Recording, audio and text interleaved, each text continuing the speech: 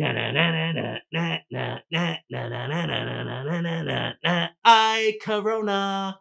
Everyone around the world is freaking out over the coronavirus, and I'm over here quarantined in my office, freaking out about what the Tampa Bay Buccaneers will do in free agency. I swear, it's allergies.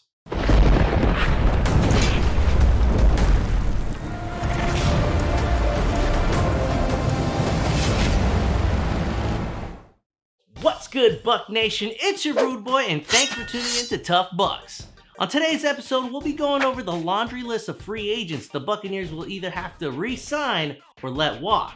But before we get started, don't forget to like, subscribe, and comment below. And if you're a real tough buck out there, then click that bell icon so that you get real-time notifications on when new videos drop.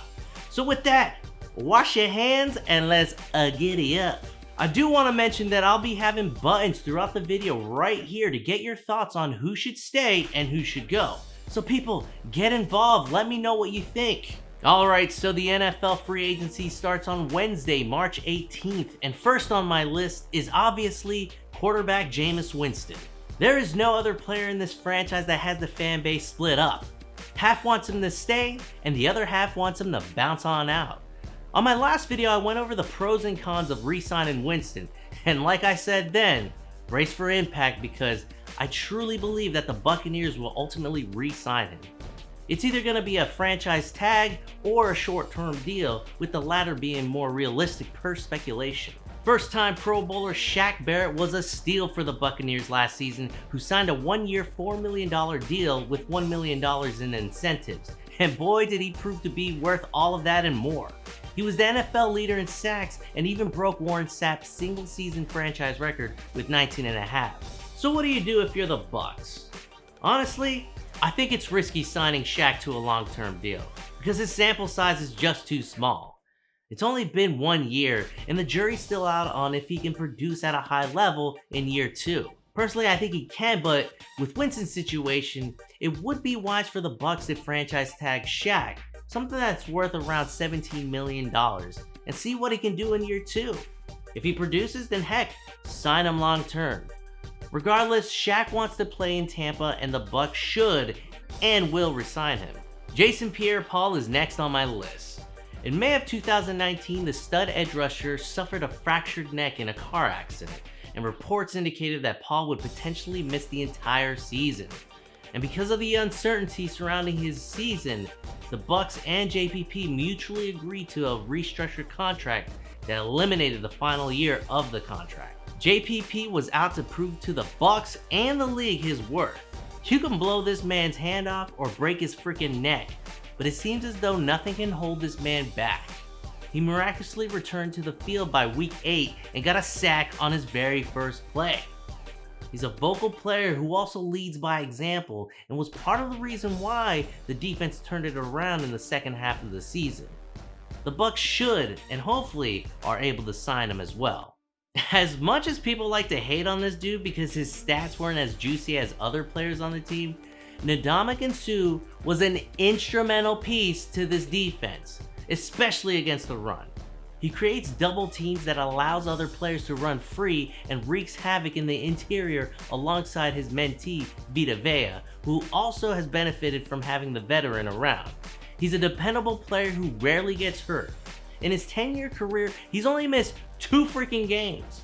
More importantly, he loves playing in Todd Bowles' system and also wants to play for Tampa. Is he willing to take a pay cut? I don't know. But if the price is right, the Bucs should re-sign him.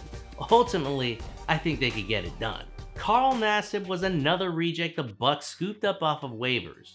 In his 2 years with the Buccaneers, he was a lot more productive than when he was with the Cleveland Browns. He's long, athletic, versatile, and brings a lot of energy to the team.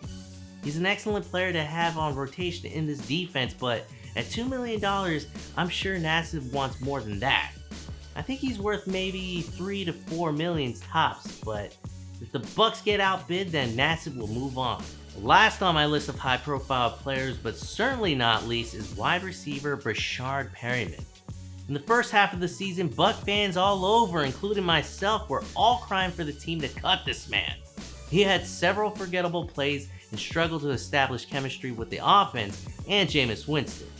In the second half, however, he would get it together, especially when Pro Bowlers Chris Godwin and Mike Evans went down due to injury. Because of that performance, he's going to ask for more money this year. Unfortunately, that's not going to work for the Bucs, as the first 4 players mentioned are more of the priority.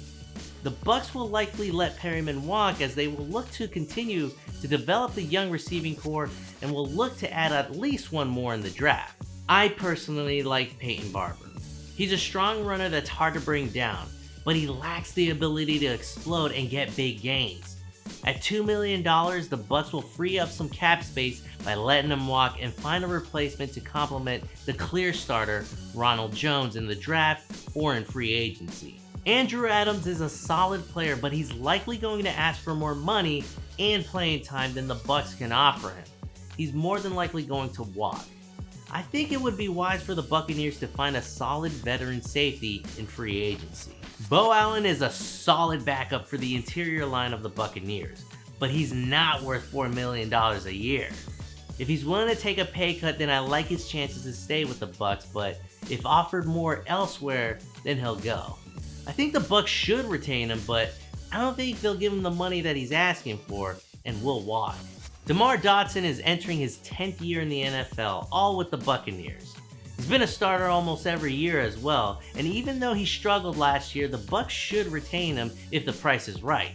He's a dependable veteran that would be a good mentor for a rookie offensive lineman should the Buccaneers draft one early. Ryan Smith is another player I like off the bench, but the cornerback position is one I think the Buccaneers will invest in during free agency. The Bucs are going to let him walk. Raheem Nunez Roaches, aka Nacho, for me is a solid backup for the defensive line. He brings a lot of energy and a swag to this defense when he's on the field.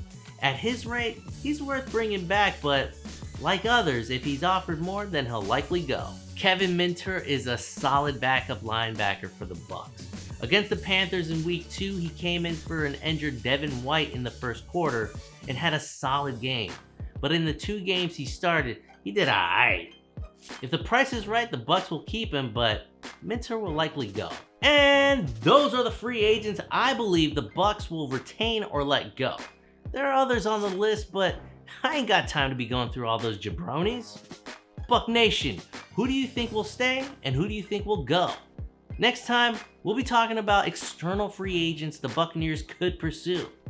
Like, comment, and subscribe. And until next time, wash your hands and keep firing them cannons.